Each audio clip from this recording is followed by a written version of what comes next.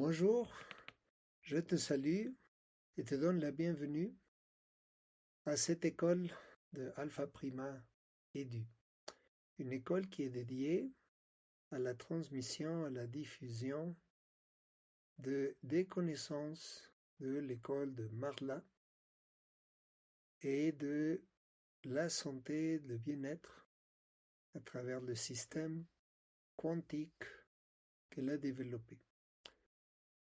Cette petite vidéo est essentiellement une vidéo conçue pour te donner une toute petite histoire, un petit aperçu de l'histoire de la fondatrice d'une entreprise mexicaine dédiée à la santé et au bien-être et au développement de la conscience, qui maintenant elle s'appelait Marla. Alors, c'est qui Marla? C'est elle. Marla a développé un système qu'on appelle le système de la médecine quantique. En 1968, Marla a essentiellement reçu des informations qui nous donnent une base, un modèle qui est travaillé sur les principes de la mécanique quantique et aussi la physique des plasmas, basée sur les cordes et les membranes. Et grâce à ça, elle a pu développer, et elle et un groupe de collaborateurs de diverses disciplines, mais particulièrement dans le domaine de la santé, des médecins, des biologistes, des ingénieurs, des nutriologues et d'autres personnes, pour donner à connaître un modèle qui puisse nous aider à comprendre qu'est-ce que la conscience, qu'est-ce que le but de l'existence, d'où est-ce qu'on vient, où est-ce qu'on va, quelles sont nos origines comme êtres humains. Et une grosse partie de son modèle a été dédiée à développer un système de santé intégrale qu'elle appelle la médecine intégrale quantique. Ce système est un système basé pour nous donner des ressources pour atteindre un bien-être intégral et non seulement se sentir, on va dire, bien à niveau de notre corps. Parce que parfois, quand on fait un malaise ou on a un problème, trop de fois peut-être, les ressources, les remèdes qu'on prend, servent seulement à masquer provisionnellement nos malaises. Mais ils ne guérissent nécessairement pas. Les malaises réapparaîtront après, ou bien même sous une autre forme. On peut dire que déguisée.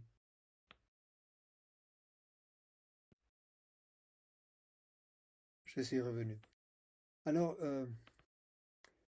quand on parle d'une santé intégrale, l'intention c'est de considérer l'aspect biologique, mais le modèle de Marla, comme le fait beaucoup de domaines de la science maintenant, c'est de considérer qu'il y a une réalité quantique, une réalité énergétique chez l'être humain. Et cette réalité quantique nous donne le gros avantage de nous permettre d'intégrer dans ce modèle non seulement un aspect énergétique, on va dire un aspect biologique énergétique, mais aussi un aspect émotionnel, un aspect mental et même un aspect spirituel. Et Marla, avec son groupe de collaborateurs, il a découvert que ceci nous permet d'approfondir beaucoup dans ce que c'est et comment s'origine la réalité de l'être humain, la réalité de son existence. Au cours des années, Marla a commencé ça en 1968 et maintenant il nous accompagne depuis un plan supérieur de conscience, depuis 2021. Mais ces connaissances nous permettent d'accéder à une beaucoup plus profonde compréhension de qui nous sommes et le pourquoi de nos circonstances, inclus le domaine de notre santé, la santé de notre corps. Le modèle de Marla, pour rester simple, on peut dire qu'il travaille sur 3 éléments. C'est-à-dire, Marla nous enseigne que la réalité est plus profonde que ce que nos 5 sens sont capables de percevoir à chaque jour. Alors, ici, on peut parler d'un espèce de modèle qui nous permet de comprendre qu'il y a, à ce que je dis, 3, peut-être 4 couches qui donnent forme à la réalité. On va dire que ces 4 couches, moi je les groupe en réalité en 3, forment ce que j'appelle le triangle de l'existence. Alors, dans un coin, qu'est-ce qu'il y a? Il y a l'aspect de ce que moi, pour effet de ces connaissances, j'appelle la matérgie, c'est-à-dire matière et énergie. Et ce que Marla nous enseigne, c'est que l'énergie et la matière sont essentiellement la même chose. Ils sont constitués de la même chose. À un niveau plus profond, on découvre que la matière, évidemment on le sait déjà, la matière elle est formée d'atomes, mais les atomes sont formés de particules atomiques et sous-atomiques. Et après ça, on commence à entrer dans un domaine quantique, dans lequel, il y a en général la science joue à peu près avec une quarantaine de modèles différents de comment fonctionne le monde quantique. On fait une des grosses, pour l'instant, on peut dire une des grosses séparations ou divorces qu'il y a dans les sciences physiques, c'est précisément le point où il y a essentiellement 2 modèles pour décrire la réalité. Quoique tous les physiciens reconnaissent qu'il devrait y avoir un seul modèle. Parce que si on veut décrire la réalité avec un modèle scientifique, ce modèle scientifique devrait être valable à toutes les échelles. Mais pour l'instant, ce sont 2 grandes théories qui jouent à ça. On pourrait dire qu'il y a une théorie qui décrit la réalité, mais seulement la réalité dans le domaine du grand au très grand, à l'échelle astronomique. Et c'est essentiellement la théorie de Einstein, la théorie de la relativité, dans laquelle il nous donne une description qui est très exacte de comment fonctionnent les choses et ce qui arrive, mais dans une échelle très grande, c'est-à-dire des centaines de milliers de kilomètres et plus, c'est-à-dire à niveau astronomique. Il parle un espace qui se courbe et tout est basé sur un système qui se déplace ou dans lequel la limite de déplacement, la vitesse de déplacement, c'est la vitesse de la lumière. Alors essentiellement, on parle du très grand. Et là, il a développé des théories. La théorie de la relativité et la théorie générale de la relativité. Alors évidemment, Einstein essayait de faire comprendre comment les champs électriques, les champs magnétiques et on peut dire la mère de tous les champs, c'est le champ gravitationnel, comment ils interagissent. Alors il a passé essentiellement presque toute sa vie à essayer de joindre tout ça. Et c'est ce qui aboutit à son modèle de la théorie de la relativité et cette première relation que la matière, c'est en réalité de l'énergie, la fameuse équation E égale mc élevé au carré. Le problème, c'est que quand on veut utiliser le modèle d'Einstein pour ce qui est le très petit, c'est-à-dire, disons, de l'atome vers le bas, il commence à apparaître des incongruences et des absurdes, on pourrait dire, à niveau des équations, à niveau des mathématiques. Alors, le modèle ne peut pas être utilisé pour le très petit, même si on est essentiellement en train de parler de la même chose. Tout est constitué d'atomes, des mouvements relativistes sous la vitesse de la lumière, et si c'est un modèle scientifique complet, ça ne devrait pas causer un problème si on est en train d'analyser un soleil avec des planètes qui tournent autour de lui, ou bien du noyau d'un atome avec des atomes qui tournent autour de lui. Mais pour l'instant, c'est comme ça. Alors pour le plus petit, il y a toute une branche séparée qui est la physique quantique, qui a commencé avec Max Planck, et puis avec Niels Bohr et beaucoup d'autres scientifiques. Et là, ils découvrent aussi que la matière, elle est formée à partir d'énergie. En fait, Einstein a commencé aussi dans le très petit. C'est en fait sa découverte de l'effet photoélectrique qu'on utilise maintenant partout par exemple dans les panneaux solaires. Et c'est ça qui lui a valu son prix Nobel.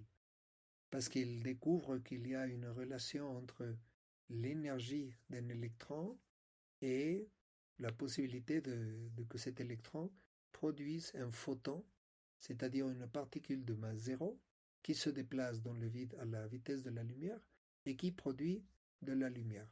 Ou bien à l'envers. Pardon.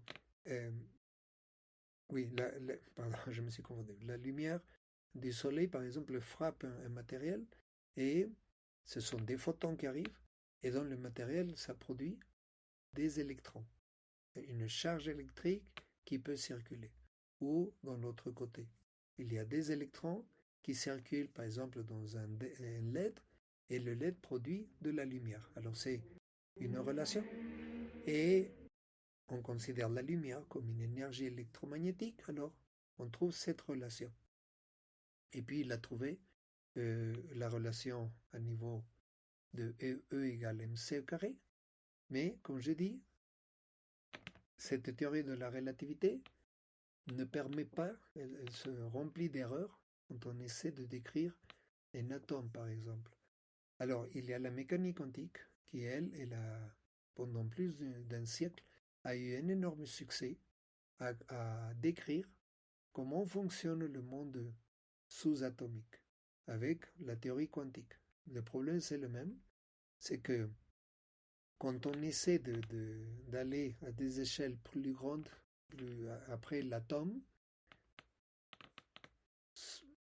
soit qu'on considère que si on a une description correcte du fonctionnement quantique d'un électron, d'un proton, d'un neutron, et donc par conséquent d'un atome, alors après, ça devrait être ajouter des pièces pour former, par exemple, des cellules.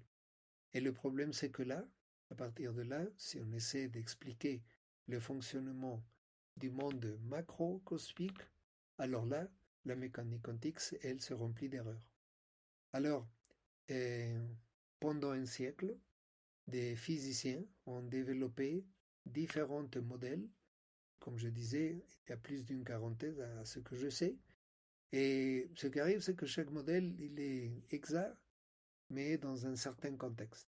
Et dans un autre, on doit changer de modèle. Et bon, à peu près depuis une centaine d'années, c'est un peu comme ça. C'est-à-dire, j'ai un modèle pour décrire la réalité, mais bon, de quelle réalité tu veux parler? Parce que selon la réalité, on doit utiliser un groupe d'équations. Et le même Einstein, presque à la fin de sa vie, il a admis que d'un côté, Dieu ne joue pas au dé. Il n'acceptait pas trop le modèle quantique développé par Niels Bohr et autres physiciens, mais aussi il admet que dans plusieurs de ces équations, il y avait certaines constantes qui étaient plutôt pour faire aboutir les filets de son équation, c'est-à-dire sans tordre un peu certaines variables selon aussi certains contextes, ces équations n'étaient pas exactes. Alors il a admis que bien qu'il avait développé ce modèle, ce modèle, il n'était pas un modèle qu'on peut dire c'est le modèle qui décrit la réalité. Alors, mais d'une certaine façon, le concept, le principal concept qui maintenant est, on peut dire, quasiment utilisé par tout le monde, soit à niveau scientifique, technologique, ou bien, on va dire, niveau spirituel, abstrait ou subjectif, c'est que la matière, c'est pas seulement la matière solide que nos sens captent. Maintenant, on a une acceptation générale que tout a associé une autre variable, un autre aspect qu'on appelle l'aspect énergétique. Et bon, depuis à peu près ce siècle, s'il y a une chose à laquelle nous, les êtres humains, nous nous sommes accoutumés et qu'on n'avait jamais eu dans les siècles auparavant, peut-être 2 siècles si on veut aller un peu plus loin, mais pas plus que ça. En réalité, c'est quoi? C'est l'usage des champs électromagnétiques. Les champs électromagnétiques, on ne les voit pas, même pas au microscope, mais on sait qu'ils sont là. Le champ électrique, le champ magnétique. Et bon, maintenant, essentiellement, on ne peut pas fonctionner comme société sans ces champs. On a besoin d'une base, c'est l'électricité, pour pouvoir faire fonctionner tous les appareils dont maintenant nous disposons, qui peut-être même pas 2 siècles avant, c'était inimaginable son existence, ou dans les meilleurs des cas, c'était un luxe que seulement les gens les plus puissants et riches du monde pouvaient éventuellement utiliser. Maintenant, tout le monde a des frigos, des fours, des portables, des ordinateurs, des écrans, et on a en quantité excessive. On a des avions, on a des voitures électriques, etc. Il y a de toute façon, comme j'ai dit, ce divorce. Ils ne se parlent pas trop. C'est le monde quantique du tout petit, le monde relativiste du très grand. Alors, par exemple, les astronomes, les astrophysiciens, eux, ils se trouvent très à l'aise dans un monde de la relativité en général. Et comme ça, ils comprennent la courbature de l'espace, comment les planètes vont tourner entre elles, à prévoir les trajectoires des transbordeurs spatiaux, des lances-fusées, des lancements des satellites, le système de GPS, le système de synchronisation de nos réseaux digitaux numériques, etc. Tout ça, c'est très bien. Tant que c'est l'échelle très grande, on utilise de la relativité. Mais si on a sondé le niveau très petit, alors les astrophysiciens, les physiciens relativistes, ils se trouvent très mal à l'aise. Parce que c'est rentré dans un champ qu'ils ne savent pas pourquoi est-ce qu'on doit utiliser notre modèle. Et c'est la même chose pour les mécaniques quantiques. Tous les gens qui travaillent dans le très petit, la microélectronique, les puces, les cartes des portables, les processeurs, les nanoprocesseurs, tout ce type de choses, ils sont très à l'aise avec des équations de physique quantique, mais ils savent qu'à tout moment, il y a des frontières à ne pas franchir parce qu'on commence à entrer dans le très grand, et là, tout se gâte. Marla, une chose qu'elle fait, c'est elle parle, pour parler de bien-être, d'évolution, de développement de conscience, elle dit non, c'est pas concevable d'avoir 2 modèles, et alors à quel moment je suis en train d'entrer dans une du grand Alors je dois changer de modèle mathématique. C'est pas comme ça. Alors c'est pour ça qu'on appelle dans ce triangle de la réalité de matergie. Parce que, en fin de compte, oui, Marla nous explique la matière et l'énergie sont composés de la même chose. C'est pas tant que la matière est composée de l'énergie, c'est-à-dire E égale mc carré, ou énergie égale à hc sur lambda, comme dit la mécanique quantique. On base à la longueur d'onde d'une particule, on obtient son énergie.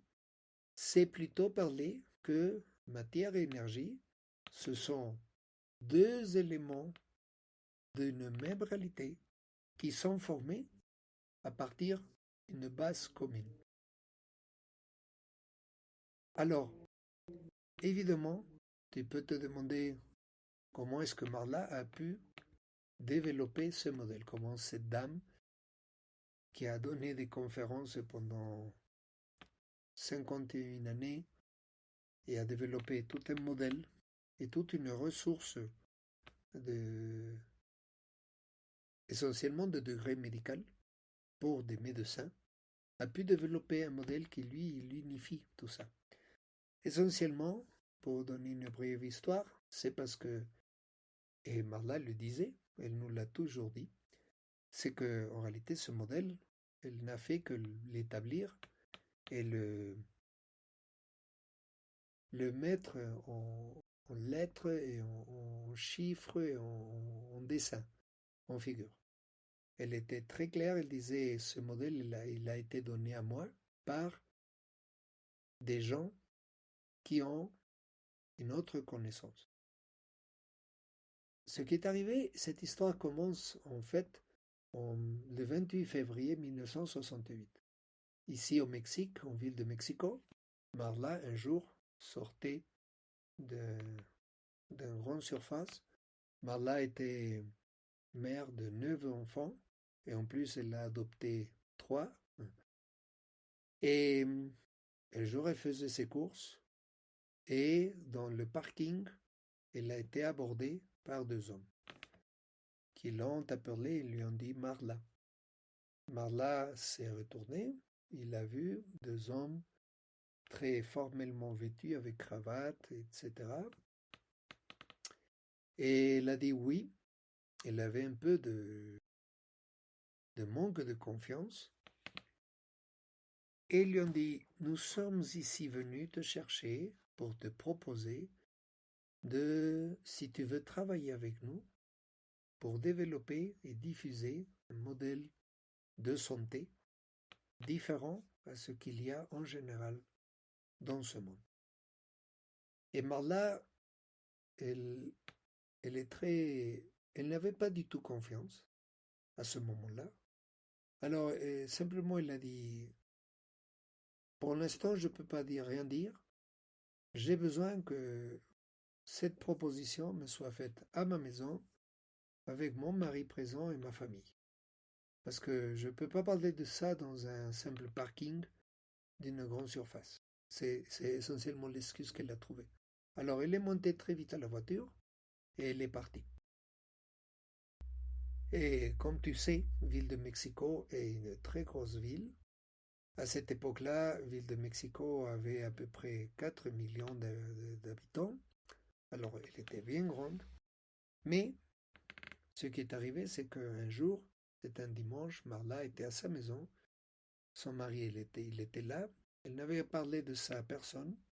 Et la sonnerie sonne. Marla va ouvrir et pour sa surprise, il y avait ces 2 mêmes personnes qui étaient au seuil de sa porte et lui disaient Marla, il y a 3 semaines, tu nous as dit que tu nous écouterais si on était chez toi avec ton mari et ta famille, ce qui était le cas. Et comme ces gens, ils étaient très aimables, ils étaient très affables, ils étaient très très tranquilles, Marla, soudain, elle a dit, bon, je ne peux pas les faire partir comme ça, ce serait vraiment grossier de ma part. Elle a dit, bon, en réalité, je n'ai rien à perdre. En fait, je ne sais pas comment ils m'ont trouvé, mais bon, je vais leur donner une opportunité. Alors il a dit, ok, allez-y, rentrez et parlez-moi de vos projets. Alors son mari, Marla a fait le mieux pour introduire ces gens-là. Son mari disait, je ne sais pas ce qu'il a mis, une fesse grosse tête. Mais il y avait deux ou trois fils de Marla qui étaient là, dans la salle de vie. Alors ils étaient plutôt intéressés, c'était plutôt de la curiosité. Alors Marla leur a dit, bon, allez-y, dites-moi ce que vous voulez. Et ils ont commencé à parler qu'ils étaient ici, qu'ils venaient de très loin pour la diffusion des connaissances dans le domaine de la santé, du bien-être. Alors qu'ils voudraient faire connaître aux gens un modèle, une théorie qui soit plus inclusif de l'aspect psychologique, émotionnel et même spirituel. Et qu'il voudrait l'aide de Marla pour commencer à mettre tout ça en place et à le faire connaître et le diffuser à d'autres personnes et aussi même à des médecins. Alors Marla, dans son intérieur, elle disait, je ne sais pas de quoi elle me parle, j'ai juste fini le lycée, j'ai une grande famille à pourvoir et je vois absolument pas clair comment est-ce que je pourrais aider et moins dans le domaine de la santé médicale. Elle pensait, je pense que ça, ce serait plutôt aller à un hôpital ou parler à des médecins, mais pas à moi. Mais en même temps, le maître le disait, nous comprenons ta surprise, Marla, ta réticence, mais c'est pas, nous n'allons pas parler de choses hyper compliquées, et surtout c'est que tu auras l'aide de médecins pour tout ça. Et si tu veux, on peut te donner un exemple. Alors Marla a dit, oui, ok. Alors ils ont commencé à dire, comme tu vois, Marla, comme tu sais, pour l'instant, il faut se rappeler, c'était 1968. Tu sais, il y a cette instabilité chez les jeunes, chez les étudiants, commence à avoir beaucoup de consommation de drogue. C'était le temps, par exemple, aux États-Unis de Woodstock et tout ce type de choses. Et alors là, Marla, soudain, elle commence à joindre parce qu'elle dit, bon, moi, j'ai 8 enfants et oui, c'est en réalité, comme bonne mère, c'est un souci pour moi. Si un jour j'apprends que mes fils sont en train de se droguer, comme il y avait trois de ses fils, ils étaient à cette époque-là, ils étaient très jeunes. Le plus âgé faisait à peu près dans les 13, 14 années, je crois. Alors ils écoutaient. Et soudain, un d'eux, il a interrompu quand ces personnes ont parlé de drogue. Soudain, il ne s'est pas refréné, il a dit, est-ce que c'est vrai que fumer de la marijuana provoque les stérilités chez l'homme? Et Marla, elle est devenue complètement rouge. C'était en plus 1968, c'était beaucoup plus euh, restreint les thèmes de bavardage. Alors soudain, elle a tourné et elle a fait à son fils une tête de espèce de gamin, tais-toi. C'est pas assez grossier d'interrompre comme ça, quelle horreur. Mais lui, il a souri. Monsieur, il a souri, il a dit, c'est pas tant que ça peut arriver, mais ce qui arrive avec les drogues, c'est que tu sais, il y a un système dans le système nerveux, etc. Il a commencé à parler. Et soudainement, là, il a vu que ses trois fils, ils étaient très intéressés. Puis, je crois, ils se sont joints deux autres, quelque chose comme ça. Ils étaient vraiment intéressés. Ils ont commencé à demander. Ah, mais alors, quand on se drogue, c'est ça ce qui arrive? Oui, parce que tu sais, il y a des substances qui s'appellent psychoactives, qui peuvent faire ça et ça. Et soudain, Allah dit, bon, je perds rien. Mes filles sont en train de s'ouvrir, chose qu'ils ne font jamais avec nous. Évidemment, c'était ses parents. Et peut-être qu'il y aurait quelque chose de positif ici pour mes fils. Alors, bon, je vais les laisser parler. Ils ont continué à parler. Ils ont utilisé plusieurs termes vraiment médicaux. Ils ont commencé à parler de certains traitements, de comment guérir ça.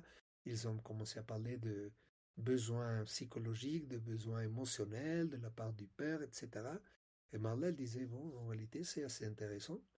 elle comprenait plus ou moins tout. Et à peu près après 3 heures, l'un d'eux s'est interrompu. Il a dit, bon, c'est déjà un abus, ça commence à devenir tard, on sait que c'est dimanche l'après-midi, c'est le moment d'être en famille. Alors, on ne va plus abuser, on n'abuse plus.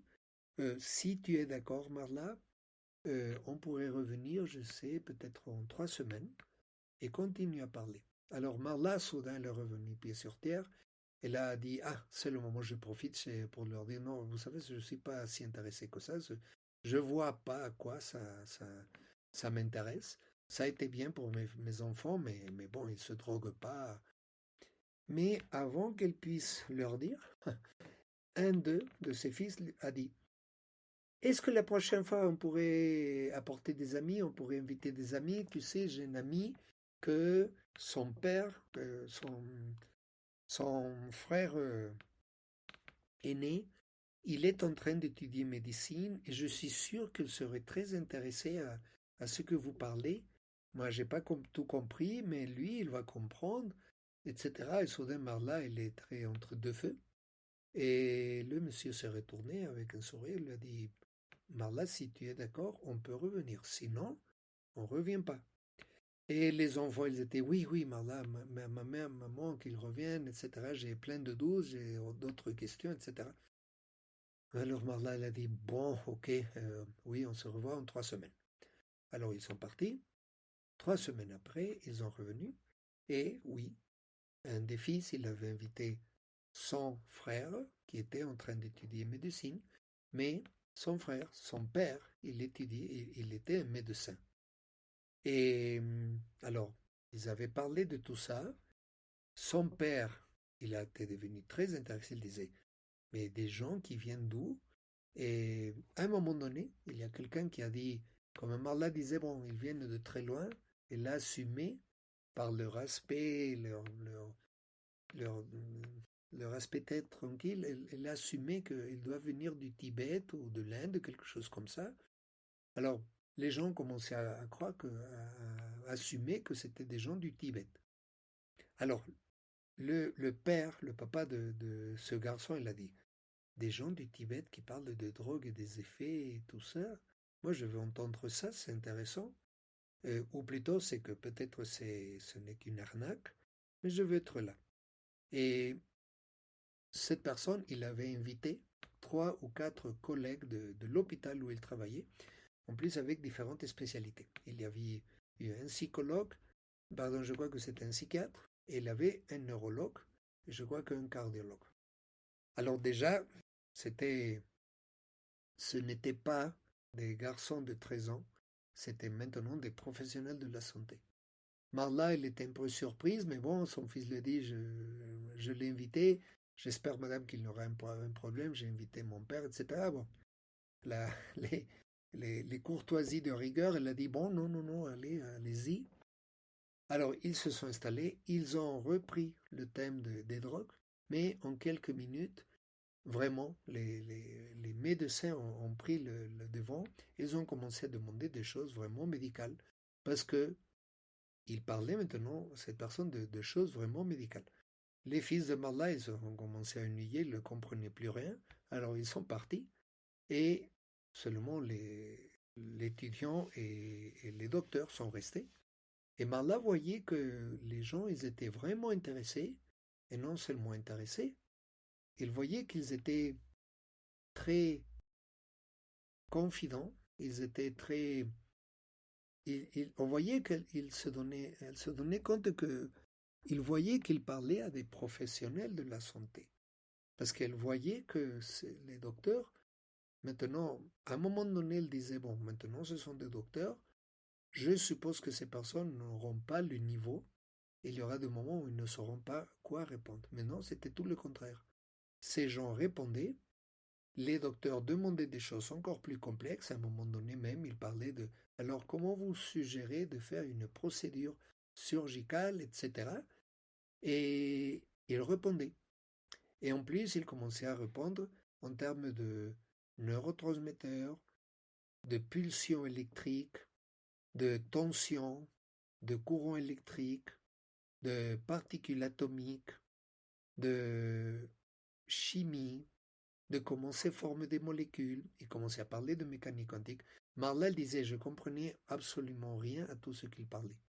Et à un moment donné, il voyait que les docteurs, ils disaient, attendez, moi, cette partie, moi, je ne connais pas à niveau, je ne connais pas à niveau d'électromagnétisme, encore moins à niveau de mécanique quantique, mais il prenait des notes et tout ça, et il voyait qu'il répondait, il donnait des conseils, même il commençait à donner des conseils sur, alors vous dites que c'est pas le mieux de prendre ce médicament, que je devrais appliquer ce médicament, oui, oui, appliquez ceci, et faites aussi ceci, et c'est pour ça que votre patient, il ne répond pas, etc., etc. Et moi, Marlal disait non, non, alors ces deux personnes sont véritablement des médecins et apparemment ils ont une formation très complète parce qu'il y a euh, trois médecins plus un étudiant et ils sont très satisfaits avec les explications. Le temps passa, la nuit arriva, finalement ces personnes l'ont coupé, ils ont dit bon, c'est prudent d'arrêter ici, mais si vous voulez, on peut revenir dans 2 semaines. Et les docteurs, ils étaient vraiment très intéressés.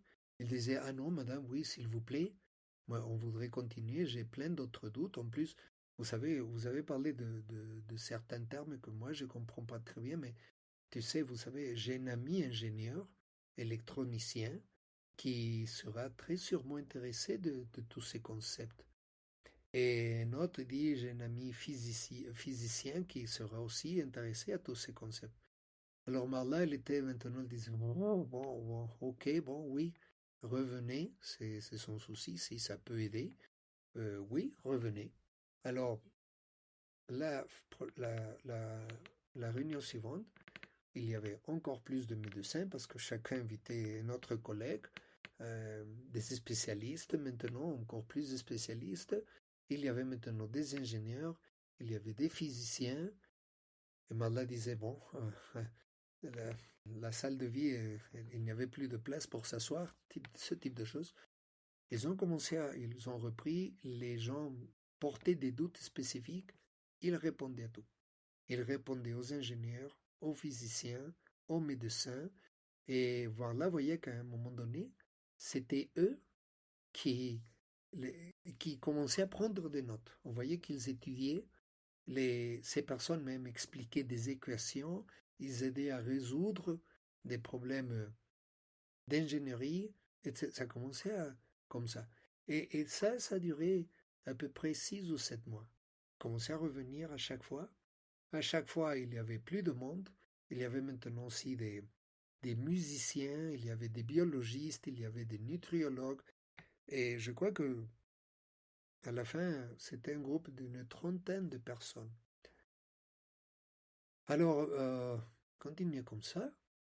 Et à un moment donné, quand ils ont fini, Marla,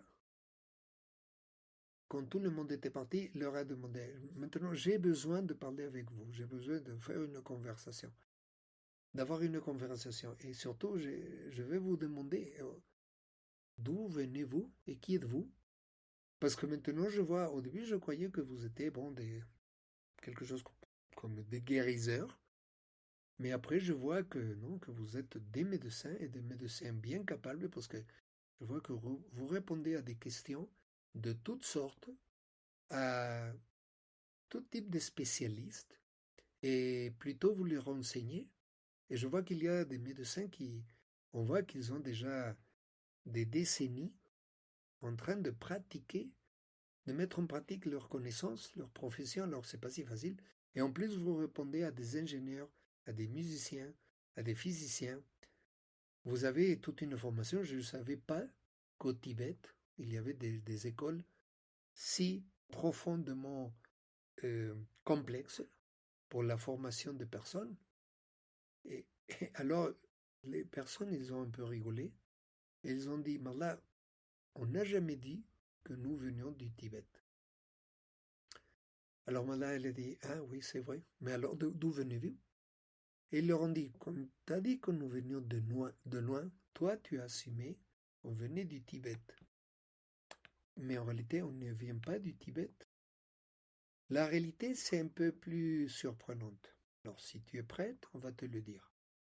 Parce que la réalité, c'est que moi, je viens d'une autre planète. Et mon compagnon, lui, oui, il est pour l'instant sur la Terre, mais il se trouve dans une autre dimension, dans un autre plan d'existence. À ce moment-là, Marla, elle était sur le seuil de s'évanouir, parce qu'en plus, elle a pensé, bon, ce qui me manquait, c'est une paire de fous qui me disent ça. Mais le problème, c'était que déjà pendant 6 mois, 7 mois à peu près, il y avait des réunions avec des gens, évidemment, très équilibrés, avec une formation scientifique et professionnelle de très bon niveau. Ils disaient non, ça, je ne trouve pas la logique. Alors ils leur ont dit, on comprend que tu doutes, Marla, mais j'ai une question pour toi. Est-ce que tu sais pourquoi on t'appelle Marla? Et pourquoi on t'a appelé Marla le premier jour qu'on s'est connus? Et soudain, Marla, c'était clink. Elle a dit, ah tiens, c'est vrai. Oui, au fait, pourquoi vous m'appelez Marla? Parce que Marla, c'était pas son nom. Son nom, c'était María del Socorro Pérez Farfal. Alors elle dit, pourquoi vous m'appelez? Et la personne lui a répondu. Et la question serait, pourquoi, si on n'a pas dit ton nom, qui est Maria, de toute façon tu t'es retourné? C'est parce que tu t'es ressenti peut-être interpellé? Parce que si tu avais entendu le nom de quiconque, tu n'aurais même pas réagi. Tu aurais pensé, bon, ils sont en train d'appeler quelqu'un d'autre. Moi, je continue avec mes affaires. Mais pourquoi est-ce que tu crois que tu t'es retourné? Elle a dit, ouais, c'est vrai. Oui, ben, parce que j'ai ressenti qu'on s'adressait à moi. Oui, parce que Marla, c'est ton nom cosmique. Et après, si tu continues dans ces cours, on parlera du nom cosmique. Mais essentiellement, c'est notre véritable nom pour toujours. Alors Marla commençait à... Ses doutes, sa réticence commençait à s'effondrer. Elle disait, bon, et en plus à tout ça, ça fait plus de 7 mois que vous venez et je ne connais pas vos noms. Et ils ont souri, ils ont dit, oui, on comprend, Marla, ça a été trop, trop vite, tout ça. Et on a oublié de se présenter formellement. Alors, cette personne lui a dit, moi, mon nom, c'est Ramkar, et je viens de la planète Mars. Et mon compagnon, il s'appelle Amris. Il vient de la Terre. Il est pour l'instant dans la Terre, tout comme moi. Pour l'instant, je suis dans la planète Mars. Marla, quand elle entendit ça, elle revenait à ses doutes. Elle disait, non, mais ça, c'est de la folie, c'est pas possible. Et évidemment, elle a commencé à comprendre que ces gens-là, ils avaient le pouvoir de la télépathie. Parce que Marla s'est rendu compte qu'il lisait sur ses pensées.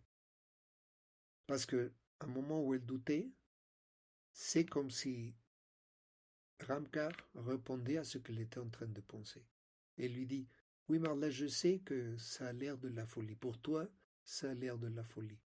De penser un baratin qu'il y a des gens sur Mars et qu'il y a des gens ici sur la Terre, mais dans une autre dimension. C'est quoi une dimension? C'est quoi ça? Marla a juste fini le lycée et elle a dû s'occuper d'une famille bien nombreuse. Évidemment, elle n'avait pas plus de titres que ça. Alors, et soudain se surprenait parce qu'il disait, oui, oui, mais comment savez-vous? Il leur a dit, il a souri, il a dit, parce que pour l'instant, Marla, j'ai la permission de voir tes pensées et de te le dire. Et c'est pour te montrer que ce que nous disons, c'est vrai. Nous avons attendu plusieurs mois, comme ça tu pourrais avoir une confirmation solide que, en fin de compte, l'important, c'est pas d'où on vient. L'important, c'est que nous sommes comme toi, comme vous tous, et que nous avons ici une connaissance, un enseignement qui est destiné à aider les gens à trouver un meilleur état de bien-être. Alors cette logique, en plus, cette affabilité, même cet amour très compassif qu'il montrait, elle commençait à faire chuter les défenses intellectuelles de Marla. Alors il leur a dit, maintenant on te propose à nouveau, Marla. Ceci, c'était une espèce de test.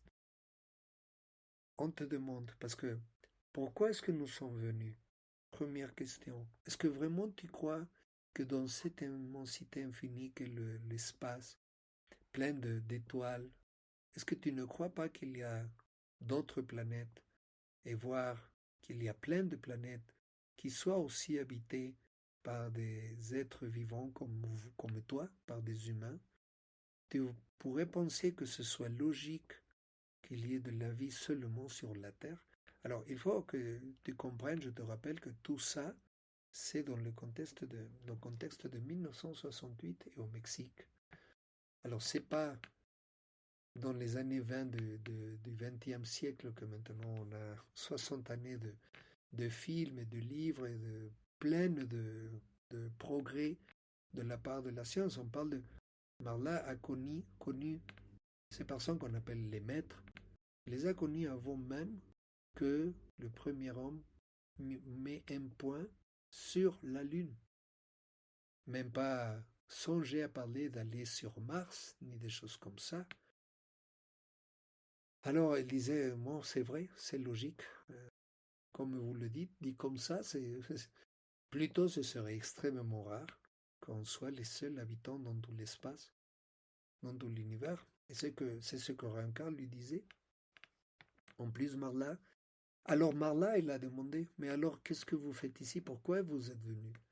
Alors Rankar lui a répondu, nous sommes venus parce que nous étions, c'est-à-dire notre civilisation, notre humanité, elle était comme la vôtre à cette époque-là. Nous étions sur le seuil de détruire l'environnement. Nous avions extrêmement pollué notre planète et ceci causait d'énormes soucis de santé, de bien-être et économique à l'humanité. Essentiellement, nous étions, comme vous l'êtes, vous êtes vous-même, sur le seuil de nous entretuer pour des raisons soit économiques, soit de ressources, soit religieuses, soit d'autres types. On s'assassinait, on s'entreviolait, on faisait toutes sortes de perversités. Et Marla, elle a dit, ouais, bon, c'est vrai, c'est une bonne description de l'humanité sur la Terre. Alors le but de ces connaissances, c'est vous aider à commencer à devenir conscient de comment fonctionnent les choses et surtout pourquoi vous tombez dans cette nécessité, parfois même de vous entretuer. Alors Marla disait, ah bon, ça c'est logique et en plus c'est très bien. Parce que Maître Cardin lui disait, nous étions dans ce seuil comme une humanité il y a à peu près 7000 années. Et là, Marla, elle a failli s'évanouir à nouveau. 7000 années? De quoi parlez-vous? Mais alors, quel âge avez-vous? Parce que Marla, elle disait toujours, les maîtres, ils ont toujours l'aspect d'un jeune homme, d'une jeune femme, d'une vingtaine d'années. Pas plus que ça. Alors, il dit, comment 7000 années? Et Rancard et Ambris, ils rigolaient à nouveau. Ils lui dirent, oui, Marla, parce que nous avons découvert la façon, essentiellement, de devenir immortel. Et en plus, nous avons découvert que la mort n'existe pas et que, en réalité, tout est un continuel de développement dans l'amour et la conscience qui ne s'arrête jamais. La différence, c'est que nous, quand nous avons ouvert notre conscience, ça a été aussi en partie parce que à ce moment-là aussi, il y a eu des personnes, ne nous appellent pas de maîtres, appellent-nous tout au plus des frères, des sœurs aînées. À notre moment, voyant qu'on était sur le seuil de commencer à s'entretuer comme humanité, à leur tour, il y a eu des frères et des sœurs aînées qui sont venus pour nous expliquer et comme ça nous aider à trouver cette lumière de l'amour, la lumière d'une conscience de notre degré, et ceci a déclenché une transformation dans notre humanité. Et à partir de là, nous avons appris à vivre dans la communion, dans l'amour, dans le respect et aussi importantement dans la collaboration, en plus, en conscience de la divinité. Et tout ça, on va te l'expliquer. Et grâce à ça, qu'est-ce qui est arrivé? Que pendant 7000 années, on a progressé sans s'arrêter parce que maintenant on collabore tous. Alors au lieu de faire de se voler les idées, de, de rivaliser entre nous, et en plus on va s'entretuer, et nous avons collaboré, collaboré entre nous. Et ceci a énormément accéléré notre développement. Alors Mala disait, ah, ça c'est bien beau, c'est intéressant. Mais attends, j'ai une autre question. Pourquoi vous venez à moi? Vous savez trop, et ce que vous enseignez, c'est trop important, c'est trop profond, c'est trop avancé. Et moi, je ne suis que une dame de maison, je n'ai pas d'études, je n'ai aucune idée de comment moi je pourrais vous aider. Pourquoi n'allez-vous pas, par exemple, avec au ministère, avec les présidents, avec les gouverneurs, avec les gens qui ont un pouvoir, parce que eux, ils auraient la capacité de diffuser, de faire connaître tout ça d'une façon massive. Moi, je n'ai aucun moyen. Je ne sais pas comment je peux vous aider. Alors ils ont souri à nouveau, ils ont dit, Marla, ça, nous l'avons déjà fait. En fait, nous l'avons fait depuis les années 40. Tu as entendu peut-être parler, par exemple, des soucoupes volantes, de soucoupes volantes qui se sont crashées dans le désert des États-Unis, en Russie, dans d'autres planètes. Ici au Mexique, à cette époque-là, il y avait une personne qui avait un programme de télévision assez connu, assez diffusé, assez fameux et populaire. Cette personne s'appelait Pedro Ferriz et il avait un programme à la télévision qui s'appelait, en français la traduction serait Un monde nous surveille. Et ce programme, il ne faisait que parler de thèmes en relation aux soucoupes volantes, à la vie s'il y avait vie extraterrestre. Alors ils essayaient tout le temps de montrer des images, des testimonials de gens qui avaient dit qu'ils avaient trouvé quelqu'un, ils avaient eu une rencontre avec des êtres d'autres planètes, des images, etc. Et comme toujours, et surtout à cette époque, l'immense majorité des gens peut-être doutaient un peu, mais ils ne croyaient pas à ça. Mais Marla l'avait plusieurs fois vu, c'était une espèce de, un peu, pour certains, c'était bon, un amusant programme de télévision pour voir les après-midi, certains après-midi. Mais soudain, Marla a commencé à joindre les pièces du puzzle. Elle disait oui, oui, vaguement, j'ai entendu. Mais alors, c'est vrai, ce n'est pas des arnaques. Et Riel disait non, Marla, ce n'est pas des arnaques. En fait, ces vaisseaux qui se sont crashés, c'était nos vaisseaux que nous les envoyons pour qu'ils se crashent et pour que les gens de votre monde commencent à comprendre, commencent à ouvrir les yeux, commencent à considérer la possibilité que dans cette immensité, il y a de la vie, qu'il y a d'autres personnes, et en plus, parfois, pour vous donner des petits cadeaux de technologie pour vous aider, comme humanité, à faire des progrès, parce que vous avez besoin de faire ces progrès. Vous le méritez. Et Marla disait, ouais, oh, bon, ok, mais alors pourquoi moi? Alors, il a rappelé, nous sommes déjà allés avec les dirigeants, les gouverneurs depuis les années 40. Et précisément, on leur a dit que, vu la façon dont ils agissent, vu la façon dont il y a toutes ces différences religieuses, de pays, de frontières, etc., que les choses ont une énorme possibilité de très mal finir. Alors, nous sommes venus offrir notre aide, notre guide, nos connaissances, pour faire comprendre aux gens pourquoi vous avez la quantité de problèmes que vous avez. Mais pour cela, il faudrait que vous agissiez selon nos directives. Mais c'est si vous voulez. Et évidemment, à ce moment-là, ces gens au pouvoir, ils ont dit, ah, mais c'est seulement si on veut. Alors, vous n'allez pas nous forcer parce qu'évidemment, ils ont compris que ils nous devancent technologiquement, essentiellement 7000 années. Alors, tu peux imaginer les, le niveau technique qu'ils ont par rapport à nous. Alors, au début, ces personnes au pouvoir, elles avaient plutôt peur ils vont nous envahir, ils vont nous soumettre, on va devenir leur esclave, des choses comme ça. Mais avec le même amour, ils ont répondu non, non, si tu ne veux pas, on part, c'est sans souci. Alors ils ont dit, mais alors si j'accepte, ça implique que je vais devoir céder le pouvoir pour vous. Et ils ont dit, essentiellement oui, parce que comme c'est nous qui savons comment faire les choses, ce serait nécessaire que vous déléguez le pouvoir que vous avez entre vos mains sous notre responsabilité. Alors là, ils ont dit, non, vous savez, alors dans ce cas-là, non, on n'accepte pas, parce qu'évidemment, ils n'ont pas voulu renoncer à leur pouvoir. Alors, les maîtres se sont retirés. C'est ce qu'ils ont expliqué à Marla, et ils ont dit, alors ce qu'on a décidé de faire, c'est plutôt d'aller vers les gens d'en bas, et de créer le changement d'en bas vers le haut. Alors, il lui a dit, je sais ce que tu penses, Marla.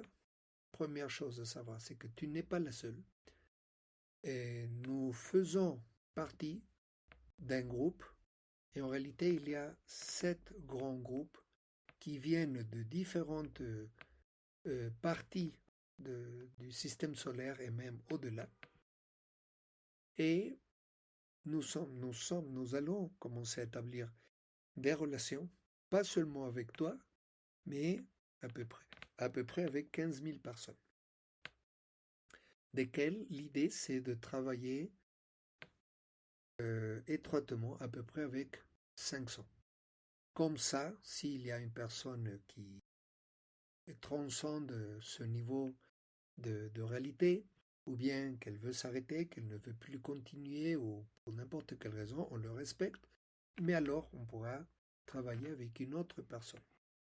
Alors Marla disait, waouh, c'est hyper intéressant. Elle était vraiment émue parce qu'elle disait vraiment, c'est un acte d'amour.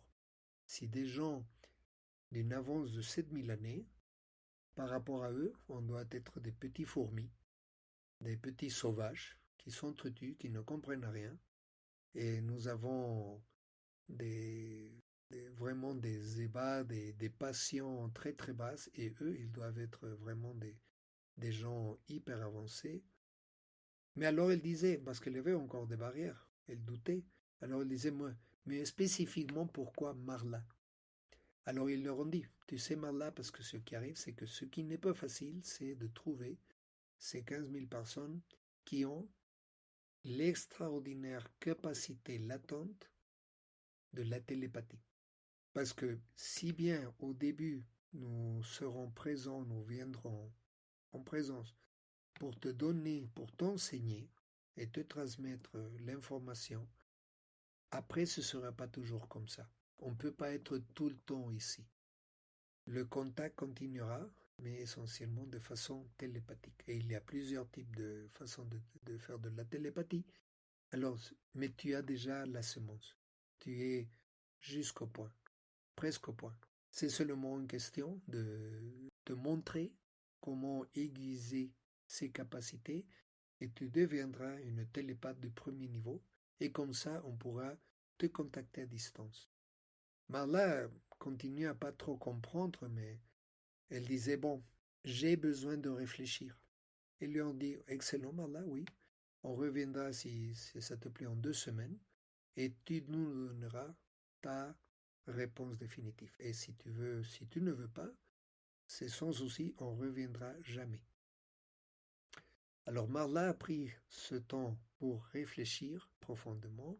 Elle a même consulté en secret de sacrement, de confession à son prêtre pour lui demander. Elle a quasiment raconté un peu toute l'histoire au prêtre. Il s'appelait Javier Escalada, ici au Mexique.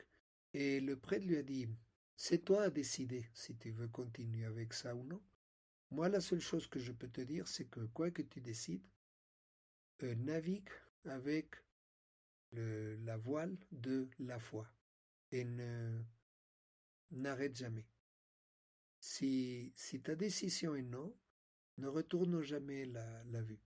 Si ta décision est oui, entame ce processus avec la foi en Jésus et ne doute jamais, ne t'arrête pas. Alors finalement, Marla a accepté. Et quand elle s'est rencontrée à nouveau avec les maîtres, ils leur ont dit, il y a seulement 2 conditions, Marla. C'est la première, c'est que jamais tu ne mets des mots dans nos lèvres que nous n'avons pas dit. C'est-à-dire, ne dis jamais, ah, mais tu sais, c'est que le maître Ramkar me dit ça, quand en réalité Ramkar n'a pas dit ça.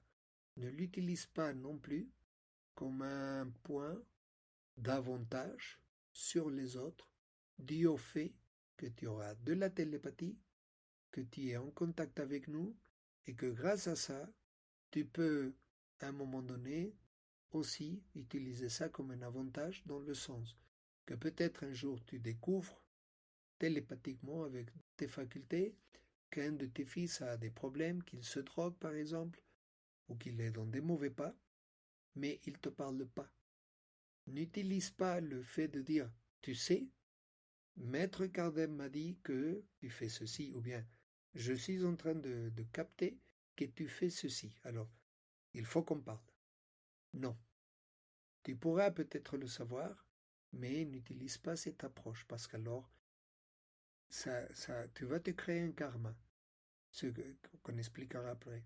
Ce que tu dois faire, c'est essayer de t'approcher de ton fils, essayer d'avoir une conversation qui le porte à lui à s'ouvrir à toi.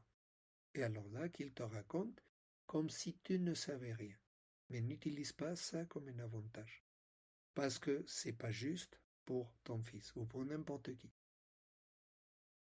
Si tu n'obéis pas à ces conditions, Marla, alors désolé, mais à ce moment-là, le contact, il sera fini. Et on partira. Et moi, je me rappelle, plus d'une vingtaine d'années auparavant, quand Marla m'a raconté cette histoire, je lui dis, alors, si tu fais ça, si une seule fois tu tombes dans cette, cette tentation d'utiliser un avantage, ils te diront au revoir et c'est tout. Et Marla m'a dit, non, pas, même pas au revoir. Simplement, je ne ressentirai plus la présence des maîtres. Et à ce moment-là, tout ça c'est fini. Et on a eu connaissance d'une ou deux personnes qui aussi contacté, mais elles, oui, ces personnes, à un moment donné, elles ont commencé à utiliser à leur avantage ça. Par exemple, à ce que je sais, il y avait une personne qui, je ne suis pas très sûr, mais je crois que c'était pas une personne proche à Marla, mais je crois qu'elle a commis l'erreur d'un jour, euh, elle a deviné quel est le numéro du loto qui allait gagner au jour suivant. Alors, cette personne a acheté le ticket avec ce numéro, il a gagné, et il a gagné à peu près apparemment pas mal d'argent, mais à ce moment-là, le contact, il a disparu. Et jamais ils sont revenus avec cette personne parce qu'ils disent, c'est pas pour utiliser ceci à un profit personnel. Ceci est pour donner un service à l'humanité. C'est un acte d'amour qu'on fait parce que dans l'amour, on sera capable de ressentir l'amour qui est présent dans tout le cosmos. Et tout ça, c'est l'objectif des connaissances que les maîtres nous ont partagées. Et c'est à quoi, à partir de ce moment-là, Marla a dit oui, elle a accepté. Alors ils ont dit, bon alors on devra, premièrement en privé, tu ne vas plus inviter d'autres personnes, ça pour l'instant ça s'arrête, parce qu'on a besoin de faire un entraînement pour toi, une formation on va dire, pour que tu puisses comprendre un peu plus à fond tous les modèles de la réalité d'une façon pratique et que tu développes toutes les capacités nécessaires pour pouvoir travailler avec nous, comme je disais, entre les différentes façons de la télépathie. Alors Marla, je crois que c'était à peu près une année, quelques mois. Elle a travaillé très intensément, très en privé. Il y avait déjà en réalité quelque chose, une motivation pour Marla. Parce que déjà, son père et sa tante, elle n'était pas si loin de tout ce type de thème. Sa tante, elle faisait partie de la théosophie. En fait, sa tante, et c'était elle qui avait introduit le monde de la théosophie de Madame Blavatsky ici au Mexique. Et son père, il était rosicrucien. Alors, les deux, ils étaient des personnes pleines de bonté. Ils avaient une petite bibliothèque où il y avait des livres qui parlaient un peu de tout ça. Et déjà, Marla, depuis qu'il était très jeune, il avait toujours ressenti, d'un côté, une sensation comme qu'il y avait quelque chose qu'elle savait, mais c'était un peu comme si elle l'avait oublié. C'était une sensation, j'ai oublié quelque chose que je savais, une chose d'important, ou peut-être c'est que j'ai à faire quelque chose, mais je me rappelle plus quoi. Alors il y avait tout le temps cette sensation, il me manque quelque chose. Et quand les maîtres sont apparus, elle a compris, ah c'était ça. C'était ça dans le manque dont j'existais. Parce que c'était ce besoin de faire quelque chose, de développer quelque chose, qu'en plus sera quelque chose pour l'humanité entière. Alors ce sera quelque chose de bien chouette, ce sera quelque chose qui va me remplir mon cœur et va me permettre d'atteindre un épanouissement que d'une autre façon, je ne l'aurais pas. C'était pour elle, oui, c'est ça. C'est quand on trouve sa vocation, on dit, je ne vais pas le lâcher. C'est un peu ce que le prêtre lui a dit. Et de notre côté, Marla, quand elle était d'à peu près une vingtaine d'années, quelque chose comme ça, elle a commencé à avoir, à ressentir, parfois dans des rêves, parfois elle se voyait comme en rêvant, mais en lucide, elle était éveillée, mais elle tombait comme des espèces de songes, de divagations, et soudain, parfois même, elle croyait entendre une voix qui lui disait, le moment s'approche, tu vas les rencontrer. C'est ma volonté que ce soit ainsi. Elle disait, c'est quoi ça? Après on verra, mais ce qui est arrivé en réalité à Marla, c'est qu'elle a entendu la voix de sa conscience supérieure, de sa divinité en elle. Et cette voix qui lui disait, il ne manque pas beaucoup. Et en fait, c'est quelques années après que Marla a finalement été abordée par ces personnes, par les maîtres. Alors, je peux te dire que ces 53 années ont été des années exceptionnelles. Moi, j'ai eu vent, j'ai connu l'école de Marla il y a un peu moins d'une quarantaine d'années, 36 années, 37 années pour être plus exact, cette année de 2025. Et c'était voir une Marla qui était capable comme je te l'ai expliqué. Je l'ai vu maintes fois répondre des questions bien profondes à des médecins de tout type. L'histoire de Marla est pleine de ça. Elle a connu, elle a formé plus de 700 médecins ont fait une formation dans la médecine quantique. La médecine quantique a développé Marla avec la guide des maîtres. Et il s'est rempli d'histoires. Pour te donner un exemple, une fois, le chef de cardiologie du Centre médical national du Mexique,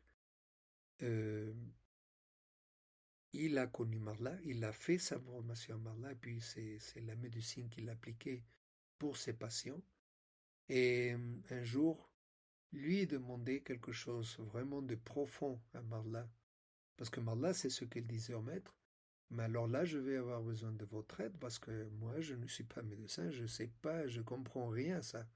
Et ils lui ont dit, toi, ne te soucies pas de ça, ce sera nous qui parlerons. Et ça est arrivé maintes fois. Dans cette occasion, ce cardiologue, il avait une patiente avec une situation assez complexe, il ne savait pas quoi faire. Il a demandé à Marla, et ce furent 30 minutes à peu près, d'instructions bien précises, de comment donner des médicaments, de comment changer les doses et tout ça. Et de la part de Marla, lui dire, Maître Ramkar, t'assure que ta patiente, elle va finir bien, elle va bien se porter.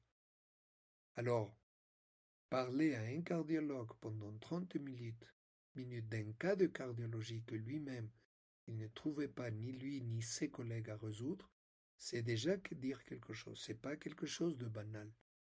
Et comme ça, Marla, pendant toute son histoire, a parlé à des ingénieurs, des docteurs en physique. Évidemment, Marla, sa voix était surtout dans le domaine de la santé. C'est ce que les maîtres lui ont expliqué. Évidemment, ils disent qu'il y avait d'autres groupes. Il y a eu des groupes de personnes, de maîtres qui ont travaillé dans le domaine de la paix pour qu'au moins cette humanité ne tombe pas dans une troisième ou quatrième guerre mondiale. Et je suppose que c'est grâce à eux que les choses se sont plus ou moins limitées à des conflits isolés un peu partout, mais jamais une guerre généralisée avec des bombes atomiques et tout ça. Parce que maintenant, on a vraiment des armes d'une capacité destructive horrible. Et aussi parler dans le domaine de l'alimentation, la production d'aliments. Alors je suppose que c'est un peu la même chose, qu'il y a beaucoup de choses qui ont été développées pendant à peu près 70 années, je suppose, et de faire des découvertes dans le domaine de l'alimentation, des développements de produits, de comment gérer la santé alimentaire et tout ce que les, toutes les politiques qu'il y a maintenant dans beaucoup de pays sur des habitudes alimentaires, etc., je ne serais pas surpris que beaucoup d'elles proviennent précisément des maîtres. Et en plus, surtout, ce que c'est au niveau de la production d'aliments, je suppose que pour ne pas remplir et saturer les aliments d'additifs et de choses qui en réalité nous nuisent plus que ce qu'elles nous bénéficient, et tout ce type de choses. Mais bon, moi je peux te parler du côté de Marla parce que c'est la seule école de développement personnel, ou essentiellement la seule, que j'ai toujours suivie. Moi j'ai rencontré à Marla quand j'avais 19 ans et j'étais vraiment dans une crise existentielle énorme qui me poussait à ne plus vouloir faire partir de ce monde, même si j'avais pas une intention directe de commettre un suicide, mais vraiment je demandais à la vie, au ciel, j'ai besoin de partir d'ici. Je veux pas me tuer, mais je veux pas rester ici. Et ce n'est que jusqu'à ce que j'ai eu contact avec les enseignements de Marley que j'ai compris pourquoi je suis ici, qu'est-ce que j'ai venu faire, etc. Et ça m'a donné une énorme paix, une énorme tranquillité.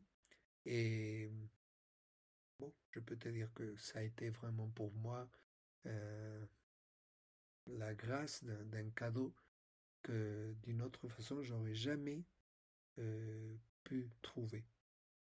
Alors, comme je disais, on peut dire les trois piliers des enseignements de Marla vont sur nous expliquer comment fonctionne la matière et l'énergie et comment tout ceci est géré depuis un domaine supérieur qui est un domaine informatique. Un peu comme maintenant qu'il y a les logiciels, qu'il y a l'Internet, et que ce sont les systèmes de communication d'information qui font fonctionner essentiellement notre société. Alors, c'est un domaine d'information qui fait fonctionner la matière et l'énergie. Et d'où vient ce système d'information? D'un domaine qu'on appelle la conscience. Alors, tout ça, c'est le but de l'école de Marla. Marla a reçu à peu près une soixantaine de cours différents qui nous aident à commencer à gratter la surface, évidemment, d'un thème qui est d'une vasteté géante, parce que c'est comprendre le monde quantique, le monde sous-atomique, le monde astronomique, l'astrophysique, comment fonctionne le mental, comment fonctionne l'esprit, comment fonctionne la biologie. Ce sont des tas et des tas de choses. C'est ce que Marla fait sans arrêt pendant 53 années. Elle n'a jamais arrêté de recevoir des informations. Et en plus, elle a développé pour les médecins spécifiquement la ressource médicale de la médecine quantique. Alors, il y a des tas de cours et tout ça. Et tous ces cours, les cours que tu peux trouver dans la page de l'école de Alpha Prima Edu, c'est ça, et c'est expliquer tout ça, et surtout le plus au sommet de tout ça, c'est qu'est-ce que la conscience. On parle tous de conscience, ou d'éveiller la conscience, ou d'atteindre une conscience cosmique, etc. Et oui, c'est ça. L'intention, c'est donner cette connaissance de la part des maîtres. Pour connaître ça, qu'est-ce que ça veut dire, et surtout comment accéder, et au moins commencer une transformation qui nous permet d'accéder à un niveau supérieur de conscience dans lequel ce que je peux te dire, c'est que dans une conscience éveillée, ni la mort, ni la souffrance, ni le manque, ni la maladie peuvent exister. Alors c'est ça ce qu'enseigne l'école de Marla. Alors, c'est tout pour l'instant, et je le laisse à ta considération, voir qu'est-ce que dit ton cœur, et après ça, tu peux continuer à explorer les différents cours qui sont proposés sur notre page web. Éventuellement, si est-ce que tu veux, commencer à prendre les cours selon ton désir, selon ta propre intuition. Et bon, alors, peut-être qu'on se reverra dans ce format prochainement. Alors, je te remercie énormément pour ce temps que tu disposes à écouter cet enregistrement. Et en tout cas, que la lumière, la conscience te bénisse à partir d'aujourd'hui et pour toujours. Merci beaucoup et à la prochaine si c'est le cas. Au revoir.